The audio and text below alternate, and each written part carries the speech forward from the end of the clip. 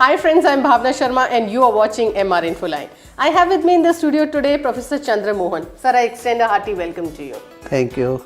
So first and foremost, you've been the chief guest for the National Conference on Language and Literature. What do you have to say about this conference? Actually, I was fascinated when I was invited to come to this conference for two reasons. One, that it is what we call a very everlasting topic. Everlasting in the sense, since we have taken birth in this world, we are always been fascinating by two things. One is language, second is our literature. Now, language and literature interaction is so unique and so old that nobody can do any work without its interaction. Language, for instance, started and we all reacted, we all spoke, and ultimately our interaction between the persons, between the societal sections, they all started in a big way. And when I came here and Shivani had invited me, and I thought, what should I do? I thought I have nothing to tell me, but I have to just recollect what had happened in the past in our history.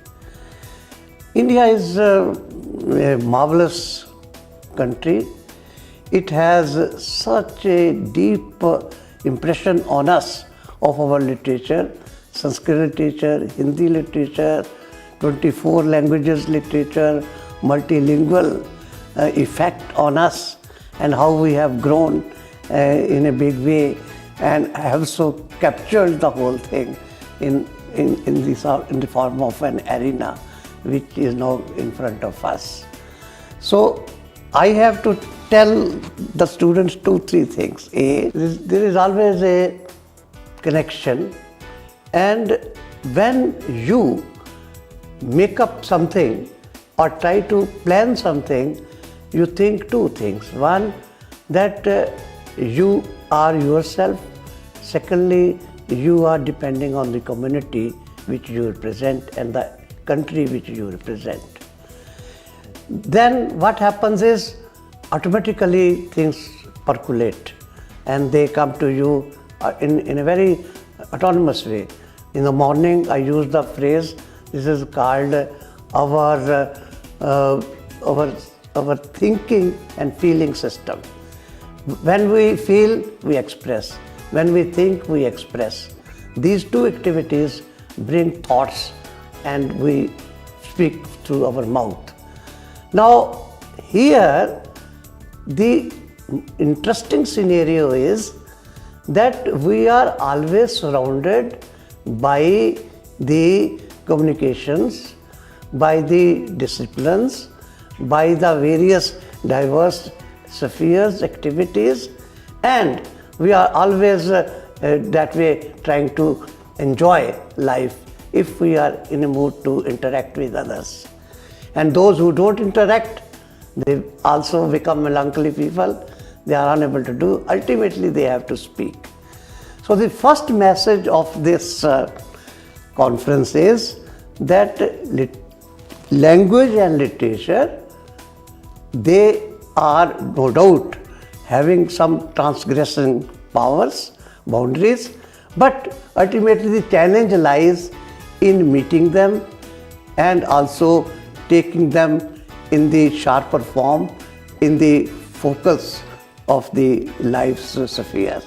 This is my feeling, which I wanted to give it to them.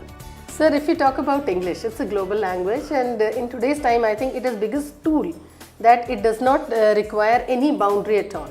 You can travel to any country, work in a country, make a nice career out of it, just because if you have good communication skills. And I think language is one of the most important tools. What do you have to say about it? That is very true. I agree with you. This is an age of languages, and we have yet to learn a lot from abroad. When we go abroad, they take us to what is that called digital library. I say, what is this? They said, you don't know, you have to humanitize. Whatever you have been teaching today is not enough. The whole library is to be humanized and digitized. And in Delhi, for instance, in India International Center, where I'm a member, and also at 2-3 other places, I was surprised to know that now they are taking my help to particularize the whole subject and then bring them to the level of language. And this is marvelous, and our students are particularly learning in this art, and that is very much there. Indeed, such a wonderful message. For more such videos and information, keep watching MR Infoline.